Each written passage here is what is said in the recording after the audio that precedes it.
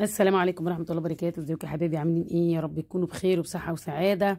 كل سنة وانتم طيبين، وعام سعيد وعام جديد يجي بالخير والبركة علينا وعلى الأمة الإسلامية يا رب، وعليكم وعلى كل الناس يا رب. ده ايه ده يا نونا؟ دي البت حبيبة بيبو حفيدتي عايزة تحط صوص على يعني قالب اللي هو الانجليش كيك. هنحط عليه واحد بالشوكولاتة وواحد من غير شوكولاتة. هنبتدي نعمله 3 بيضات وعليهم حبة فانيليا وفي الخلاط، مش هنعمل كل حاجة نعملها في الخلاط. هننزل عليها بكوباية زيت لو انت عايزة، او سمنة براحتك. احنا حطينا زيت كويس، وهنضرب برضو في الخلاط، او عشان ما يبقاش عندك حجة تقولي ما عنديش مضرب بيض، لا كل حاجة في الخلاط اهي.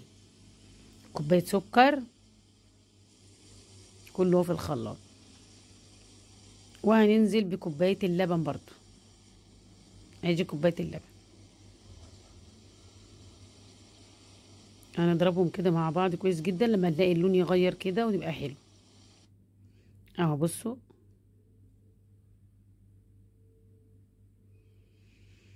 هو الكمية دي بتاخد من كوبايتين ونص دقيق، كوبايتين وربع دقيق على حسب. احنا نحط كوبايتين ونص دقيق لان كل حاجة على حسب الدقيق بتاعك، على حسب انفصال السوائل. هننخله وهنحط عليهم بيكنج باودر، معلقة كيس يعني، فانا بحط مقدار الكيس بتاعي، ورشة ملح طبعا. يعني انا كده بحط مقدار الكيس.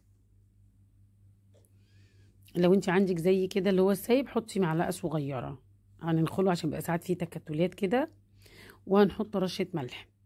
طبيعي اي مخبوزات اي حاجة فيها دقيق لازم نحط لهم رشة ملح.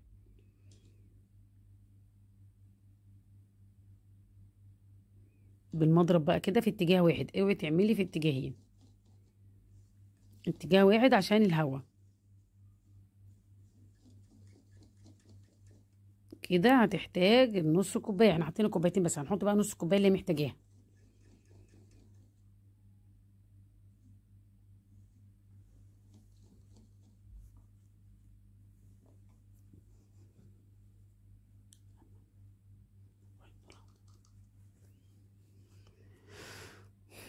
نص كوبايه كمان، وبرده في اتجاه واحد، اوعي ترجعي في الاتجاه يعني بصي هتبوظ، لا هو اتجاه واحد. اي كيكات كده في اتجاه واحد بالمضرب كده مش هيبقى فيه تكتلات. بصي عامله ازاي، خيط واحد كلها اهي ان شاء الله.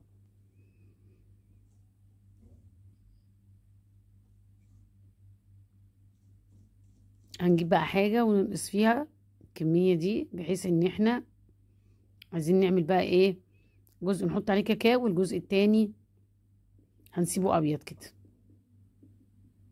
اهو. اي حاجه عندنا ناخد الكميه اللي احنا عايزينها، فالكميه تبقى اكبر بالنص، لا اكتر من النص شويه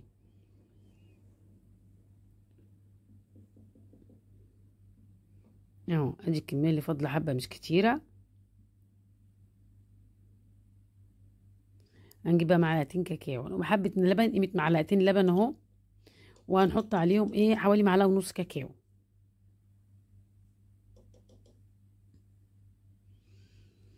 ايه طب ما تحطش كاكاو البودره كده؟ لا، ما عشان الدقيق، عشان احنا حاطين دقيق كده مش هتبقى حلوه، فنحطها في شويه لبن صغيره قوي، ونربها كده وننزلها على الخليط بتاعنا لغايه ما يعني اللبن يمتزج مع الكاكاو.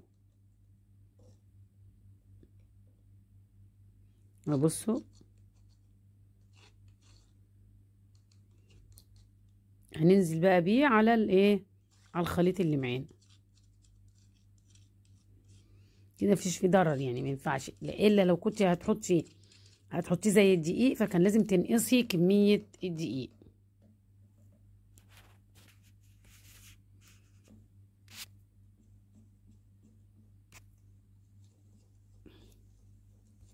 ونقلب برضو كويس جدا في اتجاه واحد.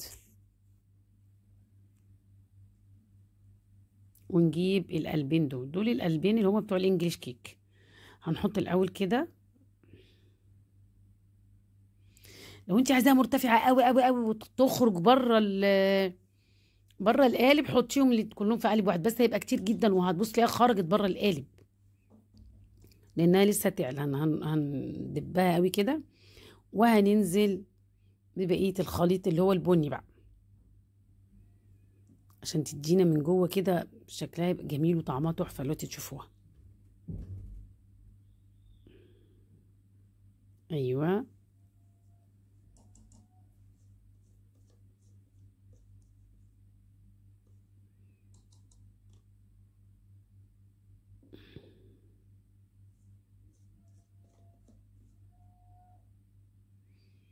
حطهم بالطريقه دي. بعدين بقيه الخليط اهو هنروح حاطينها كده تاني كده من على الوش تاني.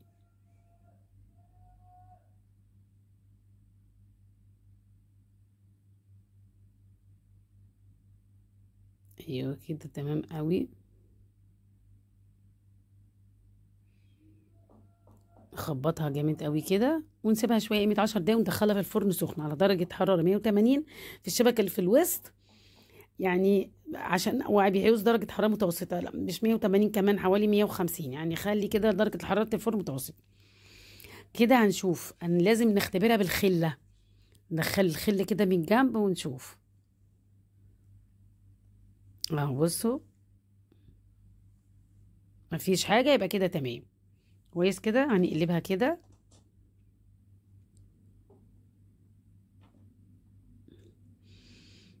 هنقطعها بقى ونشوفها كده. بسم الله الرحمن الرحيم. هشه وجميله وطريه تحفه. بصي عامله ازاي، بصي من جوه بقى عامله ازاي. شفتي الجمال؟ مفيش كمان، مفيش جمال بعد كده بصراحه.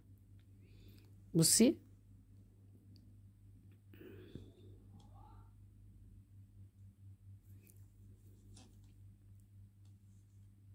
اهو، شفتي عامله ازاي، طعمها جميل.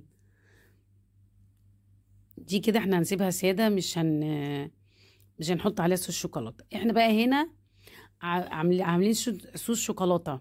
خلاص حبيبه بقى هي اللي ايه اللي عملته. بصي يلا يا حبيبه قولي لهم بقى انت عملتي ايه.